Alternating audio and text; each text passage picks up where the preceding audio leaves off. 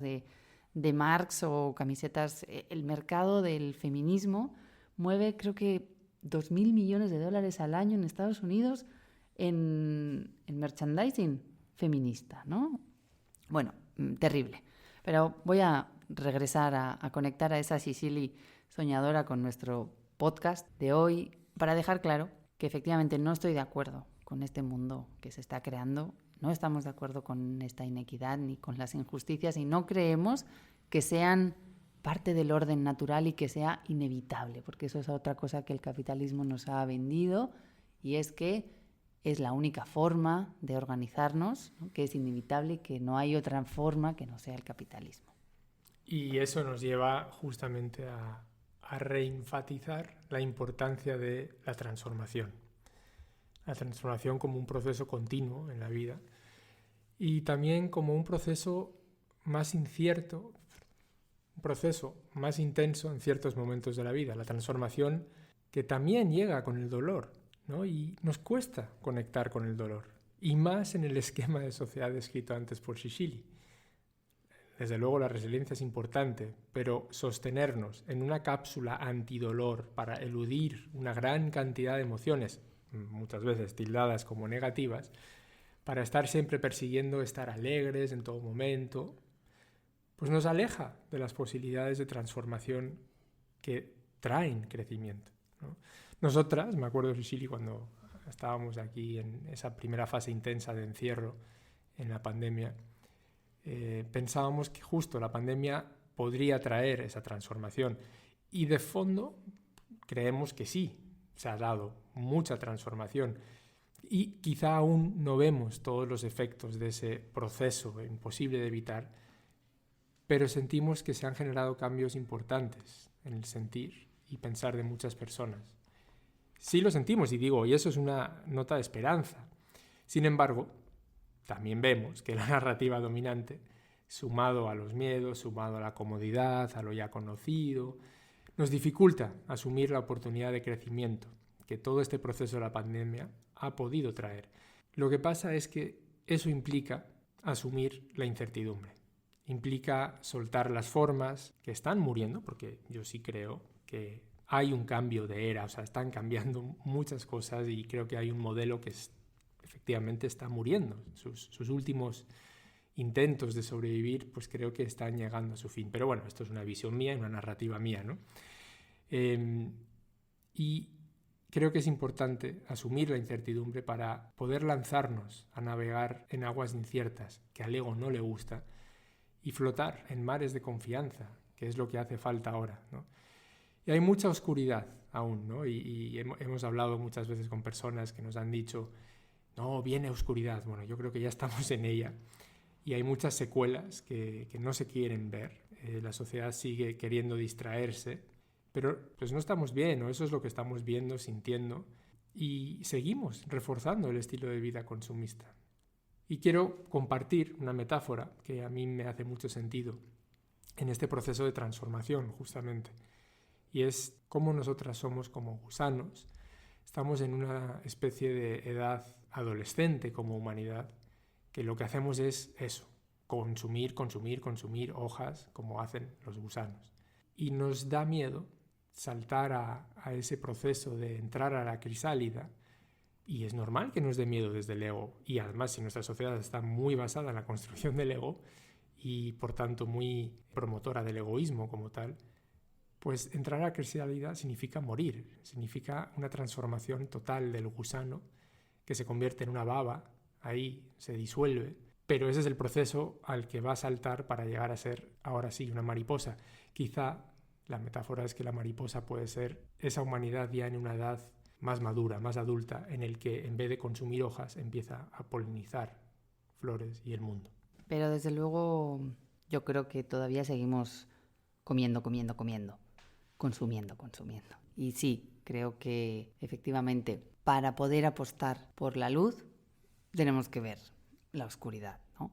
Y en ese sentido, y conectando un poco con la esencia de este podcast, queremos este año pues seguir profundizando en estas crisis civilizatorias que nos acechan, tanto la crisis humana migratoria, ambiental, y cómo nosotros percibimos que desde Occidente se ha establecido esta única forma de ser humano y cómo se ha establecido una única forma de organizar la vida en la Tierra, ¿no?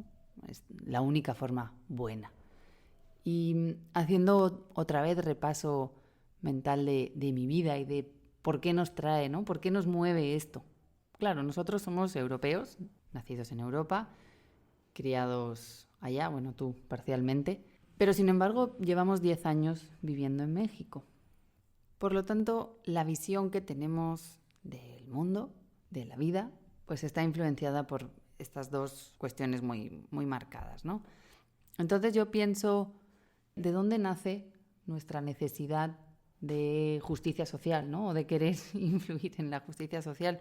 Y ambos fuimos pues criados en países, en culturas civilizadas, y le pongo comillas, industrializadas, sobre todo países del norte, algunos le llaman primer mundo, y eso ya me parece terrible, y recibimos una educación, en mi caso fue una educación pública, pero que nos presentaba el mundo pues como un lugar donde pues obviamente nosotros teníamos suerte de haber nacido donde habíamos nacido, en el hemisferio norte, porque había otros que habían tenido la mala suerte de haber nacido en el sur, ¿no? Y esa es una narrativa, pues la verdad que nos la colaban ahí en las clases de historia, de geografía, en las ciencias sociales, que no cuestionaba en ningún momento la inequidad que había entre el norte y el sur, ¿no? Una inequidad nos la presentaban como natural, no como creada, ¿no?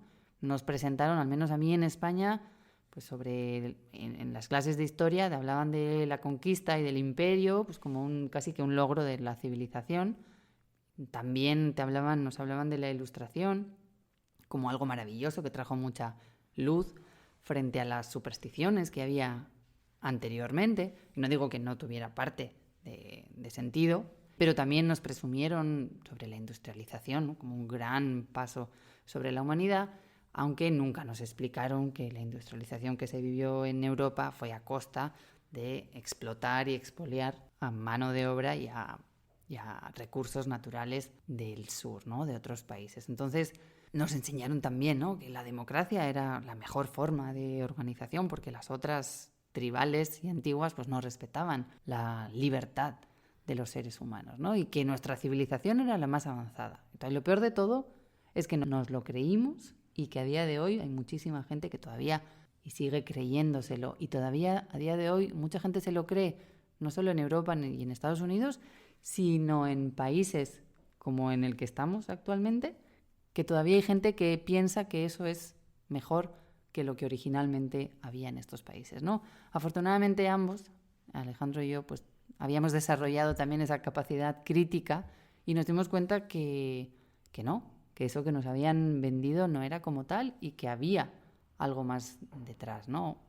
Y quizá esto a muchas personas les puede parecer muy obvio, pero para nosotras, con 18 años, hace muchísimos años, viviendo en Europa, en un contexto en el que pocas personas se cuestionaban esto, pues sí supuso una ruptura en la narrativa dominante en la que vivíamos y una necesidad de búsqueda y una necesidad de decir, bueno, pues es que tengo que hacer algo para contribuir a que esto cambie de alguna manera. Obviamente, una servidora, cuando decidió estudiar comunicación y relaciones internacionales y cooperación, iba por ahí, y Alejandro, que estudiaste políticas y relaciones internacionales, también, ¿no? Entonces, y por ahí hemos ido también desarrollando nuestra carrera profesional en la medida en la que hemos podido. Entonces, para que vean que nuestra motivación viene de lejos, ¿no? De ese pulso interno por hacer justicia a todas las verdades que nos han sido escondidas por las narrativas dominantes. Así que regresando al podcast, en esta segunda temporada, pues les decíamos, vamos a seguir ahondando en estos temas. Sobre todo vamos a hablar con personas que han estudiado, profundizado las grandes cuestiones de la vida humana, de la naturaleza, de la vida en sociedad. Trataremos de explorar causas, ¿no? y consecuencias de las crisis que estamos viviendo y conocer de la mano de las invitadas esas propuestas de alternativa para la transformación ecosocial hacia ese mundo más justo, solidario y en paz. Podrá haber personas que hablen desde la academia, quizá otras que sean desde los movimientos sociales, o incluso algunas personas que están resistiendo y tratando de cambiar las cosas desde adentro de las instituciones. Pero la gran novedad de esta segunda temporada es que todas estas conversaciones más generales sobre los temas más amplios los queremos poner en diálogo con los saberes y prácticas de las personas del pueblo maya, en el que nosotras llevamos viviendo ya 10 años. Creemos que los saberes que todavía se resguardan aquí en esta tierra que tanto amamos, creemos que son importantes, sus prácticas y sabidurías, y que pueden aportar algo a ese cambio de modelo de desarrollo que se está imponiendo en el mundo. Y es importante, como dice Shishiri, que no olvidemos que existen muchas otras formas de vivir la experiencia de vida en este planeta. Yo suelo hacer referencia a algo que llamo la descolonización del ser, que fue inspirado o me inspiró, digamos, mi experiencia en Ecuador, donde pude conversar con muchas personas que me hicieron ver de manera muy clara cómo el modelo colonial pues, había afectado a las poblaciones originarias. Y me di cuenta que también yo, como ser humano, estaba a merced de ese sistema colonial y, por tanto, vi la necesidad de descolonizarme a mí mismo. Y eso fue una experiencia muy linda, muy profunda, que tiene que ver con cómo nos conocimos Shishili y yo, porque justo en ese movimiento de los indignados, en la Revolución Española, allá en el 2011, ofrecí una charla dentro de las asambleas que se estaban dando sobre mi visión de la descolonización del ser, y Shishiri estaba ahí presente, manejando procesos operativos de la comunicación en esa asamblea, y me dio un abrazo, creo que más que nada, siempre me lo ha dicho, para que no me sintiera un bicho raro no reconocido, porque todo lo que compartí no era muy político ni muy adecuado, si esa es la palabra, al contexto. O por lo menos quizá no todo el mundo podía entender las locuras que venían de mí. Entonces, es importante decir que estos patrones coloniales justamente persisten, y lo que está en la periferia, ¿no?, de ese modelo pues se invisibiliza, y lo que nos convoca respecto a la cultura maya que decía Shishili y la cultura de otros pueblos originarios hoy en la tierra es recuperar los saberes originarios.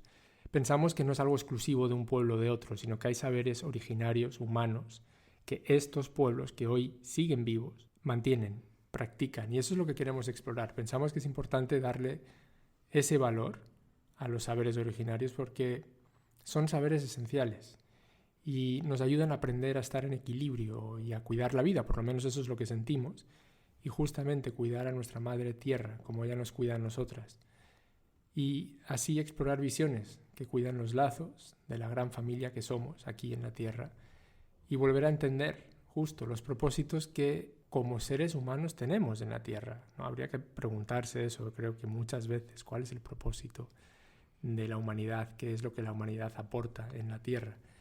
Y terminaré diciendo que todas somos indígenas en la tierra o de la tierra, y nos convoca poder abrazarla de nuevo con amor.